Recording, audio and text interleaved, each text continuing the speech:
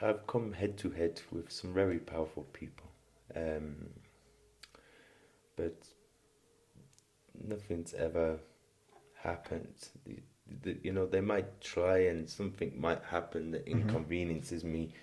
No different to yourself. Let's say I have not noticed, and then they want things to go bad for me. I might lose my phone, for example, but they haven't managed to do anything bad. And because of the witchcraft side, it's typically a lot stronger, especially when you bring them both together.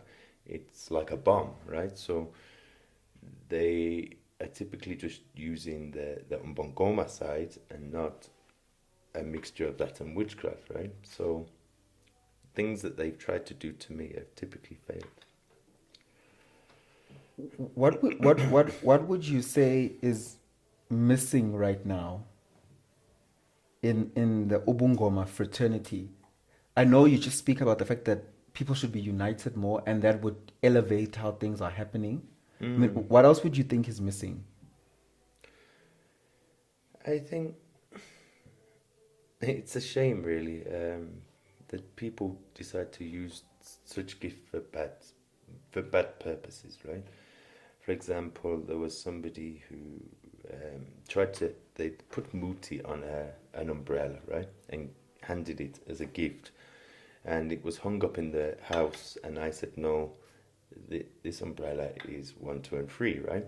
So then eventually the umbrella gets burnt. But why are you busy trying to chow my money when if you've got that gift, why don't you go and leave the umbrella in somewhere like Absa? Do you know? Surely you'd get a lot more money. Yeah. But yeah, I just think it's silly how people will target one another, and I think there's a lot of jealousy that goes on. Let's say, for example, with your podcast, people will start getting jealous about you. And why? When you can quite easily work together and they can build their own thing. You can even advise them, you know, because you've been through all the different... The birth and pains. The birth and pains. So then, instead of being jealous of you, come to you and you should be an inspiration, and it should ignite them to want more, and to see, okay, you went from A to B, from C to D. Let that inspire me and fuel me, not be jealous of it. But then you're giving me all the positive talk about Ubungoma, and a very good friend of yours, Dr. Maweni, will speak openly about Uktagata, her exes, and how she is, inverted commas, ruined their lives, right?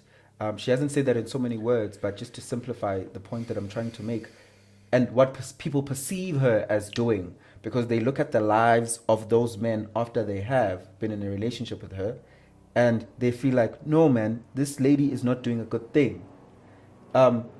If you are friends with people who do things like that, do you think it's the right thing, or do you think once again she's being misunderstood? I think Maweni is very misunderstood, and there's a lot of journalist people that know she's very misunderstood.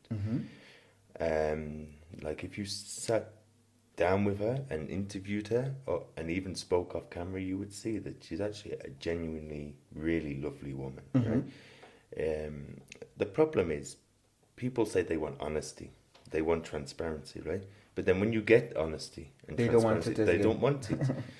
It's no different to if you was taking a picture of a female, right? And she said, oh, do I look good? Be honest with me. If you told her no, she looks ugly, then it would be a problem, right? But she's told you to be honest with her. So there's people bewitching people all day, every day. The only difference is Maweni's open and honest about it. And so then she gets the bad press for being honest. With the whole, like you're saying, targeting the ex. Well, from my understanding, she haunts the ex and get to where he was.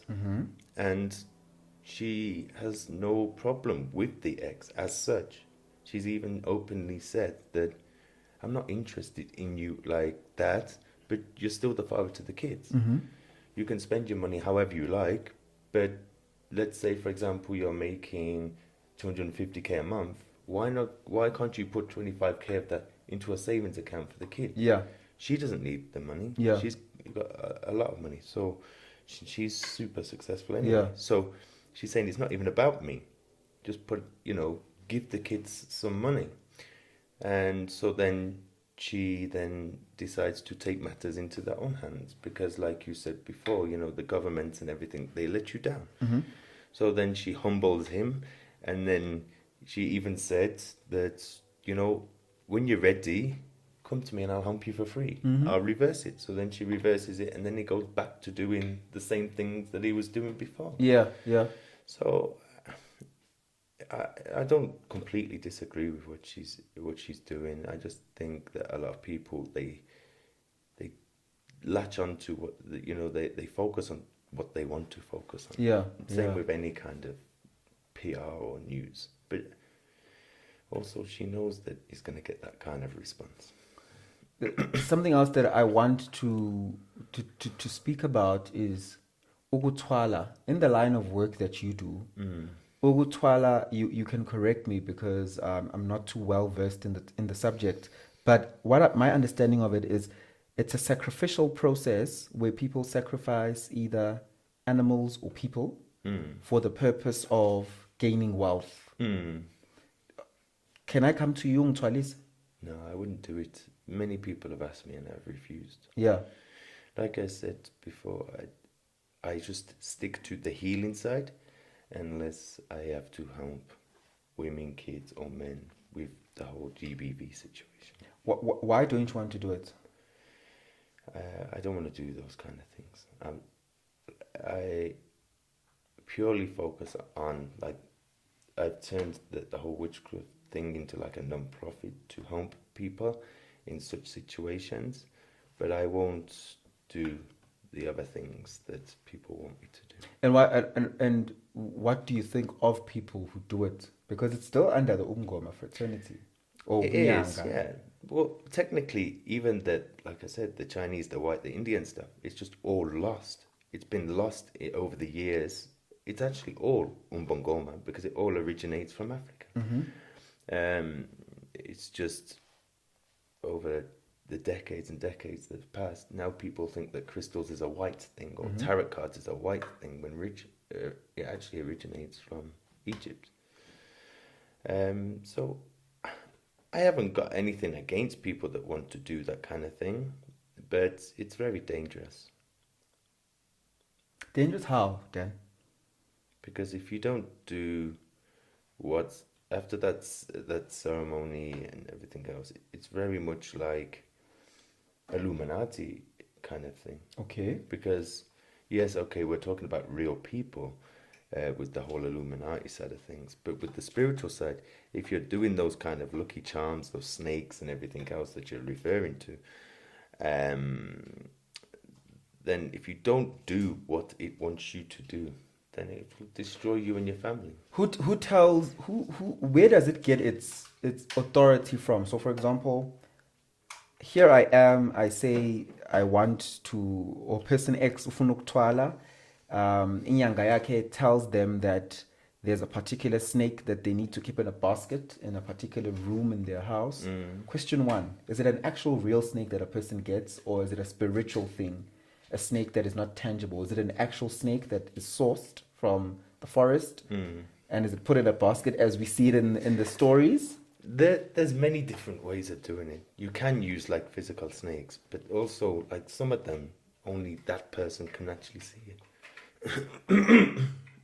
But it's spirits within the snake that are going off and doing the work for you. Yes. And then, so that spirit of the snake can go and, for example, people will say that the snake is hungry to have intercourse with a woman. So that guy would go to the club, find a young woman to come and give to the snake for that purpose. Those things happen? Yeah. And that's why I'm saying if you don't do those things, then it comes with huge consequences. Such as? For example, there was a story back well, my ex-wife, we was talking about the whole situation, and there was a situation in Zimbabwe whereby someone was making a lot of money, was getting a lot of money because of these snakes and everything else, these small boys, they call them, and then eventually got too confident and was like, no, I'm not giving you what you want no more. And then one by one, the family members started to die. He was left with no money. Everything was gone, and the house just went to ruins, and everything disappeared. What type of requests exist? Do the requests get bigger and bigger? Is because I think that's what people are always like. I'm scared to get into this because maybe one day I won't be able to handle the requests. So how do the requests progress? I'm not too familiar on how the because at the end of the day, it depends on each one is different, but it will progress more. It's no different to, let's say, me and you. You know, if you can command me to do something, we can do it. We can help each other as friends, but then some people will take advantage of that, right? And they will think, okay, fine. If you're willing to do 1, 2, and 3 for me, let me push my luck and go for 4, 5, and 6, 7, 8, and 9. You know, Yeah. And it's only going to get worse because now they're like, no, you do exactly what I say. But in that situation, the people get themselves in a lot of bad situations. Yeah. Do you think we're nearing the end of our conversation? Do you think ubungoma is the solution? Maybe, let me put it this way. Do you think if izangoma were united and they get to be performing at their maximum capacity, it is the solution to the country's problems or many of the world's problems? Many of the world's problems. But yeah, definitely here in SA, you know, and Africa as a whole, if we all united, like I said to you, there's not really anyone that could do anything. You know, from the point of, like we've been talking about, bewitching things, you know, if you knew there were people were coming or there was problems, you can make things happen. And that's why I say it's silly, you know, instead of thinking, okay, fine, we have this load shedding problem, let's bewitch ESCOM. You know, they decide they want to bewitch you instead. Yes. So we're wasting our bewitching. Yeah, we're wasting our gifts. On what? On fighting each other. Why? When we could fight the government and everything else. Yeah. So that is the source of the problem because, for example, why didn't izangoma topple over apartheid? You know, why did it have to take for a liberation movement at the time when the ANC was still the ANC to well, it is still the ANC, just a different type. Why did it have to? Did we have to have those people spend years and years and decades in jail when izangoma were there to be able to assist? You know. Yeah, exactly. I mean, we was talking about SK earlier, and I mean, look how crazy he went. So if you can make someone go crazy, there's been a lot of money that's gone missing in the whole South Africa and the governments and everything else, right? If you can make those people go crazy to the point where now they're admitting it, they're coming out, they're telling the truth from their own self. Yeah. Then why not use those gifts? Instead, people are too busy fighting each other. Yeah.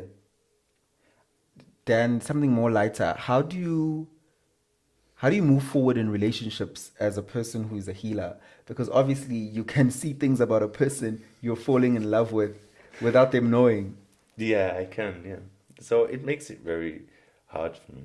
I'll be honest, like most Sangomas and Inyangas, they'll tell you the same, you know. Love life and everything else becomes a lot more complicated because you can't just, not that I have or have ever been like that, but you can't just be busy sleeping with everybody. Not if you respect what you do. There is Sangomas and Nyangas who do, but you shouldn't be doing so. But also from the point of, like you say, they know I can see things about them that I shouldn't be able to see. And they're also afraid of the fact that, okay, fine, what if we get into a relationship and you bewitch me? And when it comes to relationships, I'm very strict. I think even friendships, relationships, if you don't want to be in my life, then don't be in my life. Yeah. It should be natural. You shouldn't be using magic